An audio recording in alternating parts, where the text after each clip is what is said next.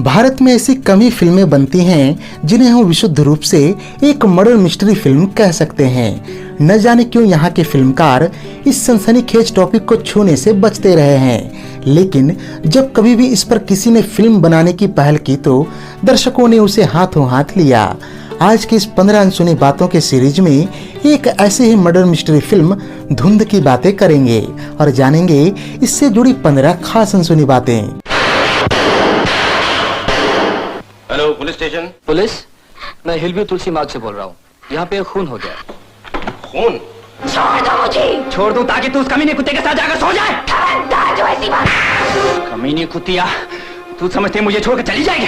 जरूर जाऊंगी। तुम क्या कर सकते हो? मैं उस हरामी कुत्ते की जिंदगी बर्बाद कर दूंगा। जुगना से चुनरिया खिसक गई रे। छोड़ दो मुझे। छोड़ दो मुझे। कहती हूँ छोड़ दो।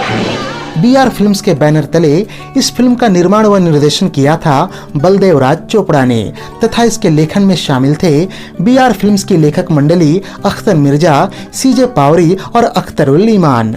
तकरीबन 2 घंटे 10 मिनट की लंबाई वाली इस फिल्म को रिलीज किया गया था 13 फरवरी 1973 को तथा इसके प्रमुख सहायक व मेहमान भूमिकाओं में नजर आए थे संजय खान, जीनत अमान, नवीन निश्चल, डैनी डेंगजोंगपा, मदन पुरी, अशोक कुमार, देवेन वर्मा, जगदीश राज, नाना पलसीकर, उर्मिला भट्ट, पद्मा खन्ना, जयश्री टी आदि।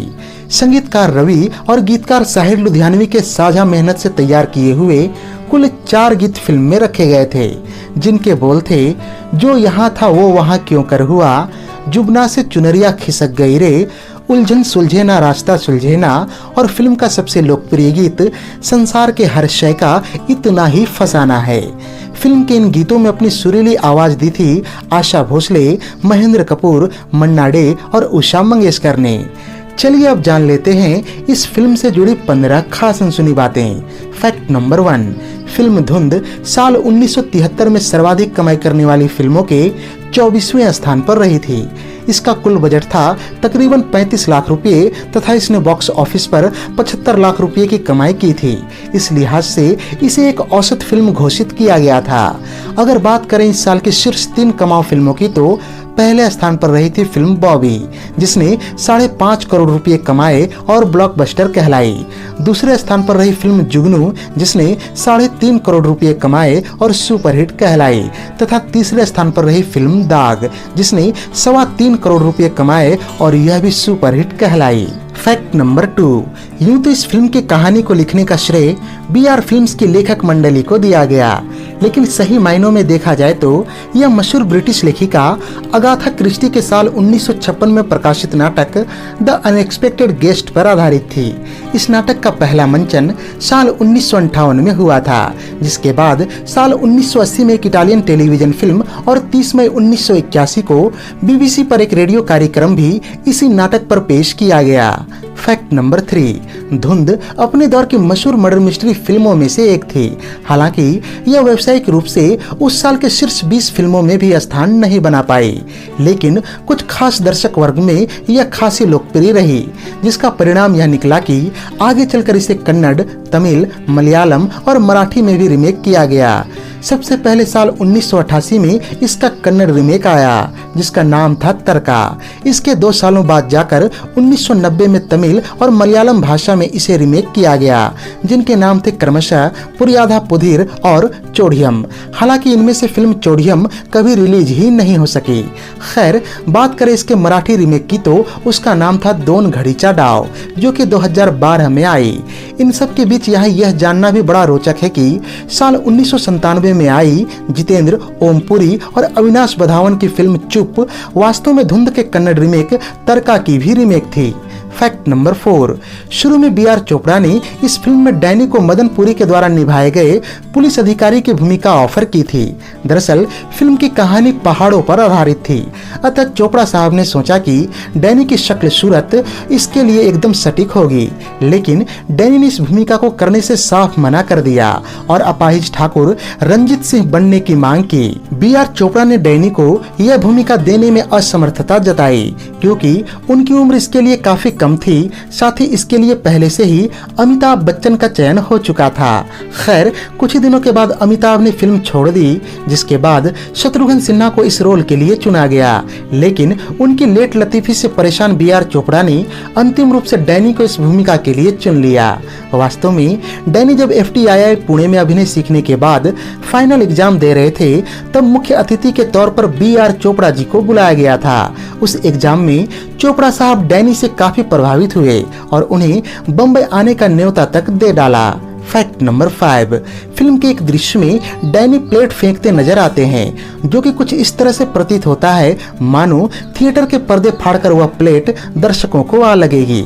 फिल्म की रिलीज होने के बाद इस शॉट की काफी तारीफ हुई थी, लेकिन यहाँ आपको यह जानकर बड़ी हैरानी होगी कि वास्तव में इस दृश्य को फिल्माने का ओरिजिनल आइडिया डैनी का ही था। दरअसल फिल्म की शूटिंग के दौरान डैनी चोपड़ा साहब से बार बार इस शॉट को लेने के लिए मिन्नत करते थे, लेकिन वो बार बार अगले दिन कहकर टाल जाते। खैर, एक दिन जब बी.आर. चोपड़ा किसी लोकेशन की तलाश में बाहर जा रहे थे, तभी एक बार फिर से डैनी ने उस शॉट के लिए बोला।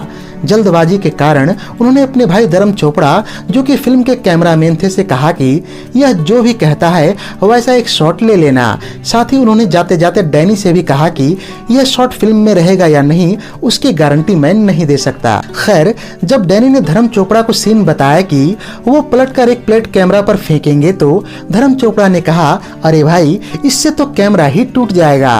अंत में लोहे की छड़ों की मदद से कैमरा के आगे एक सुरक्षा कवच बनाया गया। तब कहीं जाकर इस शॉट को पूरा किया गया था। बहरहाल, जब फिल्म रिलीज हुई और चारों तरफ इस शॉट की चर्चा होने लगी, तो बी.आर. चोपड़ा ने एक प्रेस कॉन्फ्रेंस किया और उनके सामने उस खास शॉट के लिए डैनी को क्रेडिट भी दिया। फैक्ट नंबर 6, 70 के दशक में बी.आर. चोपड़ा ने एक नया चलन शुरू किया, जिसमें वो एक साथ 2 फिल्में बनाते। जहां एक तरफ वो बड़े स्टार और बड़े बजट की फिल्में शुरू करते, जिन्हें वो या उनके बेटे रवि चोपड़ा निर्देशित करते थे, वहीं दूसरी तरफ छोटे बजट की फिल्म का कमान वो खुद संभालते थे। साल 1972 में उनकी बड़ी बजट की फिल्म दास्तान पिट गई। वहीं इसी दौरान बनी फिल्म धुंध अगले साल आई और सफल रही। गौरतलब है कि लगभग हर बार उन्होंने यह क्रम दोहराया, जहां अक्सर उनकी कम बजट की फिल्में बड़ी बजट की फिल्मों के मुकाबले ज्यादा सफल साबित होती। मसलन छोटी सी बात, पति पत्नी और वो, इंसाफ का तराजू, निकाह आदि। फैक्ट नंबर 7, जिस समय इस फिल्म को लॉन्च किया गया, उस समय इसके ज्यादातर कलाकार या तो नए थे या फिर उनके सितारे गर्दिश में चल रहे थे। ऐसे में फिल्म के डिस्ट्रीब्यूटर्स ने बी.आर. चोपड़ा जी से कहा कि संजय खान तो बी ग्रेड एक्टर हैं और नवीन निश्चल भी आजकल असफल हैं, तथा डैनी को तो कोई जानता ही नहीं, अतः इन कलाकारों को आपने फिल्म में क्यों लिया।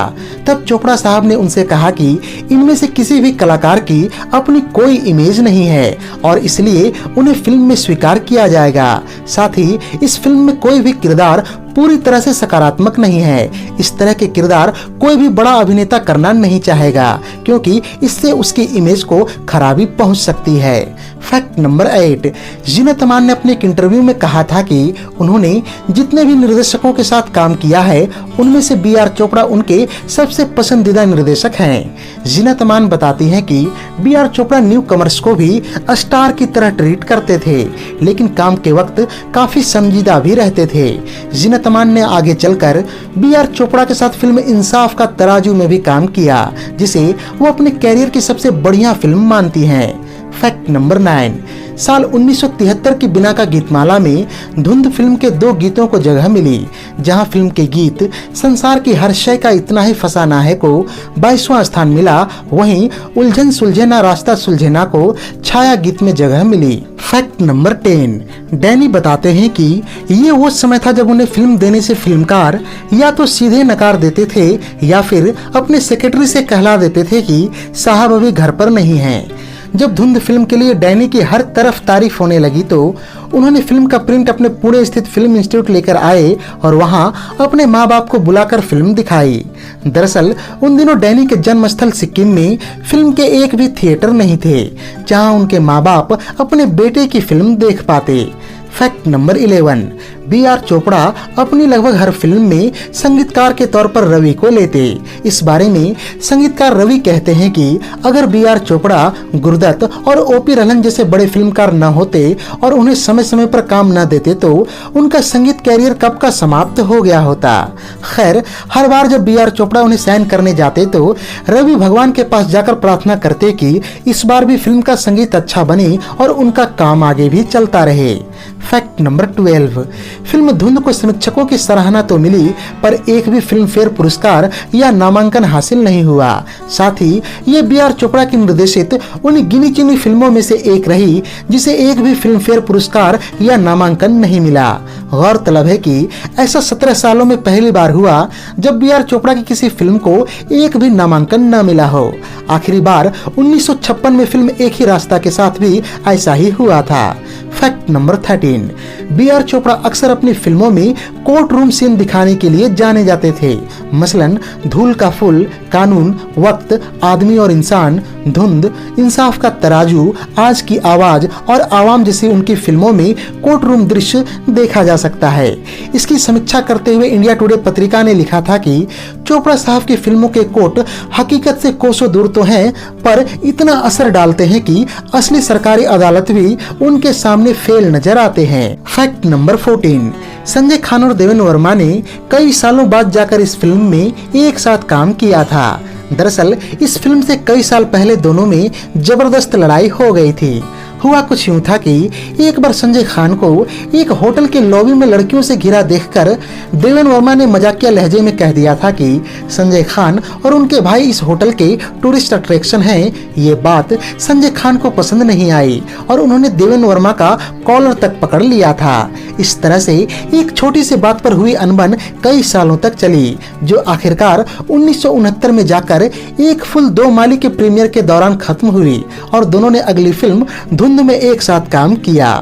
फैक्ट नंबर 15, इस फिल्म के दौरान एक बड़ा हादसा होते होते तब बचा जब जीनत अमान संजय खान के साथ नाइट वॉक पर निकली थी। इस दौरान रास्ते में ट्रक से उतरे कुछ गुंडे जीनत को परेशान करने लगे। तंग आकर संजय खान ने अपनी रिवॉल्वर उन पर तान दी और उन्हें शूट करने की धमकी देकर जीनत को गुंडों से बचाया। गौरतलब है कि इससे कुछ सालों बाद जाकर संजय खान ने जीनत अमान को एक पार्टी के दौरान सबके सामने बुरी तरह से पिटाई कर दी थी और उस समय भी जीनत अमान बी.आर. चोपड़ा की ही फिल्म इंसाफ का तराजू की शूटिंग कर रही थी। तो ये थी साल 1973 की मशहूर मर्डर मिस्ट्री फिल्म धुंध पर हमारी एक विशेष प्रस्तुति। उम्मीद है कि यह वीडियो आपको बेहद ही पसंद आई होगी। अगर वीडियो पसंद आई हो तो इसे लाइक और शेयर भी कर दें तथा ऐसे ही दिलचस्प वीडियोस की नोटिफिकेशन पाने के लिए चैनल को सब्सक्राइब करके बेल आइकॉन में ऑल का बटन दबा दें। धन्यवाद।